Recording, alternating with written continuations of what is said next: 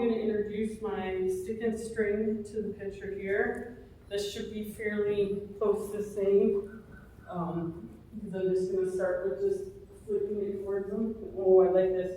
He started licking and chewing and relaxing, so he's starting to digest that information. So I'm going to go ahead and rub him and let him know that that's a good thing. It's an answer we're looking for here.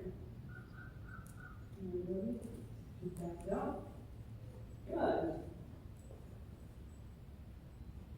So I almost wonder what he would have been like if I were to kind of start doing this desensitizing process without trying to disengage his hindquarters and forequarters and see if he would have been a bit more reactive before I started. Oh, good boy. That was a good boy. He just took a big breath there. I really like that.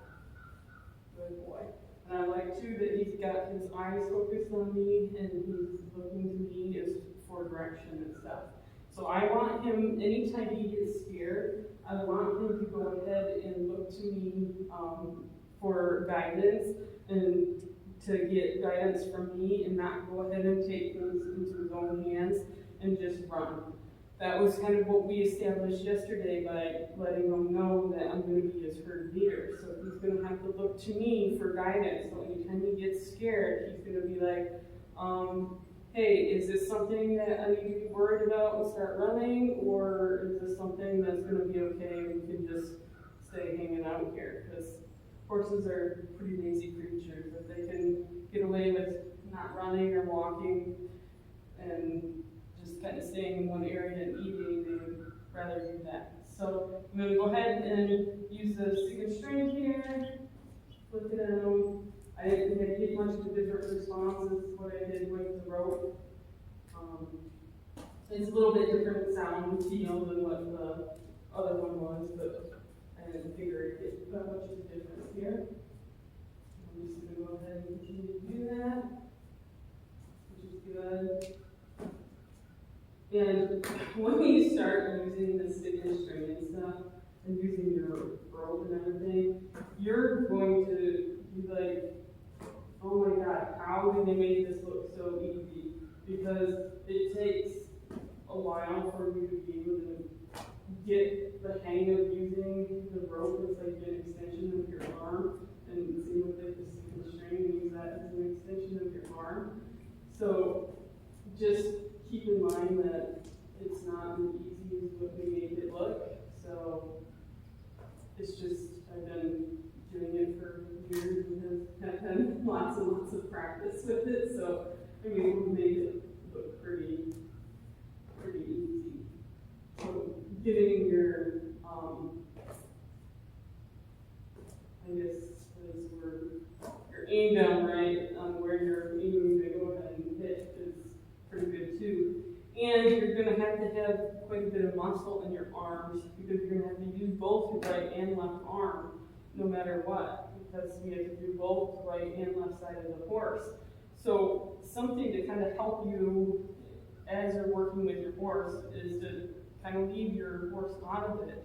But you yourself, go ahead and mark a spot in the dirt here with your stick and string here. Mark a spot in the dirt. And you just practice taking your stick and string and twirling it and try and aim for that spot every single time you're twirling it. And maybe do like 20 revolutions in a row or something before you stop and take a break. And aim for that same spot and see if you can kind of continue to get pretty close to that same spot over and over and over again. Because this is going to be one of the next exercises I'm going to do with him. And do that with both arms as well. So as you can see, he wasn't a big fan of that, the energy that I was doing there. So what I'm going to do next is I'm going to go ahead and do the desensitizing of the stick and string like that. But I'm going to start it a little bit closer, make him a little bit more uncomfortable. So this I'm going to start further away, and I just want him to, it's enough that he's uncomfortable, but I want to wait here to continue the same energy until he's either sits here for like 15 seconds or so, or he shows me a sign of relaxing. Now he's already cocking his foot right now, and he just started blinking, so I'm going to go ahead and stop that. right answer. I'm gonna go ahead and rub them, and let them know. And I'm just gonna slowly work my way towards them as I continue to do this. And keep in mind that this is his right side as well. So this was his more reactive side. So I'm getting him to use his symptom side of his brain here, and I'm getting him to look to me for that guidance. And I'm getting closer. I probably moved about a foot closer to him than I started at. So I kind of start with like a low energy like this, and then I'll increase the energy as he continues to get used to it and accept it. All right, so he stays there. So I'm just going to go ahead and rub him while I'm having a good job. And using my stick and string, lets them know not to be worried about that, because this essentially is just an extension of my arm. So I'm just going to go ahead and continue. And you see that I get a little bit closer to him. You see every time he's kind of lifting his head up here. Okay, so he's not 100% okay with that. So I'm just going to continue to go his head towards me. Just engage his hindquarters, let him know that it's not okay to run away from this. So you can stop. So that's good. So I'm just going to wait here until he stands here for a few seconds. Good. I'm going to go ahead and rub him. Let him know that was the right answer here. He started lowering his head here a little bit. It was just a couple inches, so it wasn't much, but it was enough that you could tell he's starting to relax. I'm just going to let him know that that was the right answer there. Good boy, Sonny. Good boy. Now he's starting to blink, and he's starting to kind of always licking and chewing now, so he's definitely absorbing what I just taught him, and he kind of blowing up a little bit too. So those are all kind of things that you look for in a horse when they're digesting something or starting to catch on what you're doing. So I'm just going to go ahead and start it all over again. And I'm going to stay in that same spot. As you can see, his head went up, and this side, you probably can't see it with the camera, but every time I'm twirling this rope here, his right eye is twitching. Quite often we'll look for his eyes and gauge what they're feeling with it. And just like this minor muscle push that's happening. Okay, and I like that he stays there for 15 seconds, stay there standing. I don't know that he did a good job, bubble him down.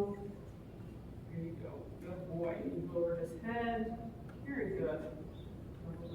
Between the eyes, good spot they lie here.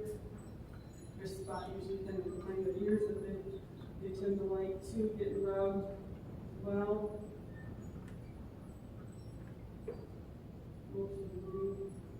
Boy. There you go. Alright, so we'll do it one more time on this side, and then we'll switch to the other side. And then eventually, as you continue to do this is something you're going to start with every single day. You'll do hindquarters, forequarters, and desensitizing with a stick and string like this.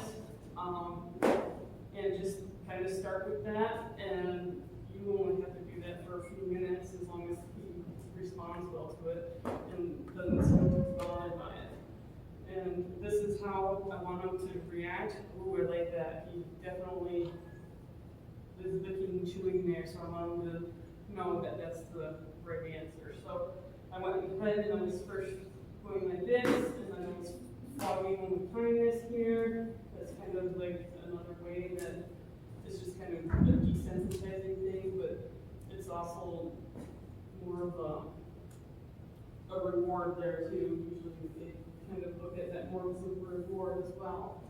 So let's see what the left horse does when I start doing this here. See how he is. He's very reactive. So as you can see, I'm working with a whole new horse.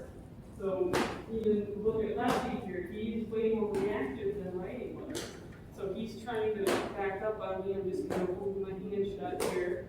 And I started further out again, so I ended up being on the right side there. Almost at 10. So I'll do usually about like 10 smacks with my whip here. And as long as he's not moving during those 10 smacks, I'll go ahead and reward him. So that was good. We already did the whole desensitization. desensitizing this string here, so I'm okay with that. I'm just going to take this here and rub them when I know that was the right answer. Boy. And he's starting to breathe out a little bit here. All the nervousness is starting to come out. He just kind of lowered his head just a little bit and he's starting to blink as well. Oh, there's the kinship. Good boy. Good boy. Yeah. So we'll go ahead and see how he does this time again. So I'm going to start again. 7, 8, 9, 10. So he's not comfortable with it, and like I said, I was kind of watching his eyes, and I could see his muscle in his eye kind of twitching every time I'm doing this. Oh, good boy. He just took a big breath there. I'm really reward him for that. Let him know that that was a good answer there. And he really seems to like it when I rub it between his eyes there. So that I'm going to kind of take note of, that when I want to really reward him, I'm going to go ahead and reach between his eyes and let him know that was the right answer. So quite often too, you'll have horses and they'll be quite dirty. So instead of using my bare hand of rubbing them, I'll just use the end of my stick here, the handle or something, and I'll go ahead and rub them with that. See when it's my hand. So I'm going to start again. I'm just kind of slowly working my way towards them a little bit.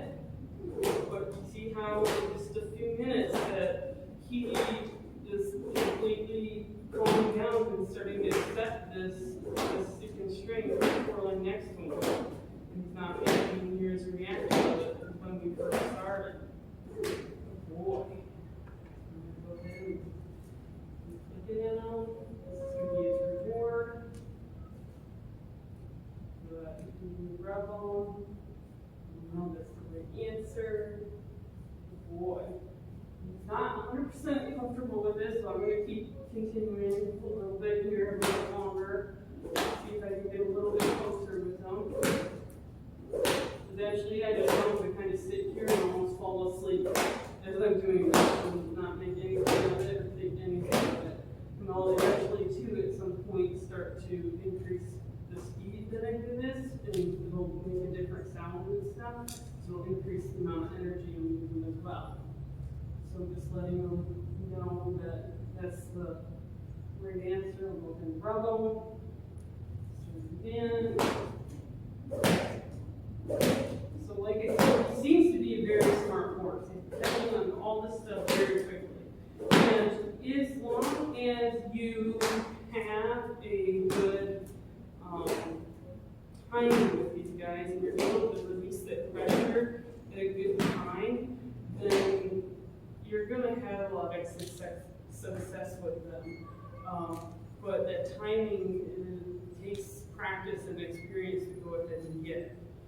So let's go ahead and see how he responds to this side yet. He still stands here. There you go. And I like how his legs cocked.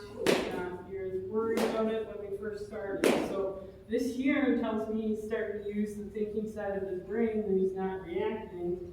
He's looking and chewing. I like that. That's always a good response there. So those would be the next two kind of steps that I kind of go to there, and it kind of shows you in real time how I go about teaching those two things and desensitizing them to my rope and my stick and string. And it's going to be very important that he's not fearful of these two things, because these are going to be the instruments that I'm going to use with him pretty much every day. So I have to make sure that he's not scared of these instruments, and to understand that I'm not going to hurt him with them, but he needs to respect them too. Because he already knows that if he doesn't necessarily yield his hindquarters, that he'll get tapped in the butt with the stick. But he also knows that it's okay for the stick to go ahead and touch him, because not every time that stick touches him is necessarily a bad thing, because sometimes he gets scratches with it. So anytime you like tap the horse in the butt or have to tap him or anything like that, always go back and rub it away and let them know that it's not something to be worried about, and let them know that that was something that they don't necessarily have to be scared of, but they have to respect it. And I'm really liking right now how he's pretty kind of focused right now on what I'm going to ask him to do. I mean, his ears are back, but he's kind of looking at me a little bit here. He's not got his head up, looking out towards the window here, or looking at anything else. He's pretty focused on what I'm going to ask him to do. And when you're working with horses, that's the type of attitude you want. You want them focused and geared in with you. This is the whole relationship you want with your horse. Is you want your horse to come and look to you for guidance. You want your horse to look to you and be like, hey, you're going to keep me safe. Is this something I have to worry about? So being able to establish that connection is something that's very important, in being confident about working with your horse and showing your horse that you're confident and that you're able to keep them safe. They can pick up on that okay, she knows what she's doing, she's going to be able to keep me safe, so I'm going to go ahead and look to her for guidance about different things and make sure that everything's okay for me to kind of sit back and chill out and continue to eat grass or something. But I'm going to be ready now because I have the halter and lead rope on him. I want him to know that anytime that halter and lead rope is on him, that means business, and he has to be focused with me. So anytime I have a horse that has a halter and lead rope on, I don't let them mess around with me. So I'll kind of cover this in another video when it kind of comes to the lunging and stuff like that. But anytime I'm working with a horse, so say I got done and he tries to start rubbing on me, I do not tolerate that, and I really I'll bump him away from me, and I won't let him rub on me because that's a sign of disrespect of them rubbing on me here. If I were to come up to him and start rubbing, that's fine, but he's not allowed to come rub on me. So that's also very important when you're working with horses as well, to make sure you keep that black and white with them and make sure you're not graying those lines, and don't let them get away with it once, because they start doing it once, they're going to keep trying and trying and trying. So I'll start with part 2 then, and you can follow along, and I'll continue my progress with him today, and you can follow along in the next video. But until next time, remember, horses are horses, not people, so treat them like a horse. Thanks.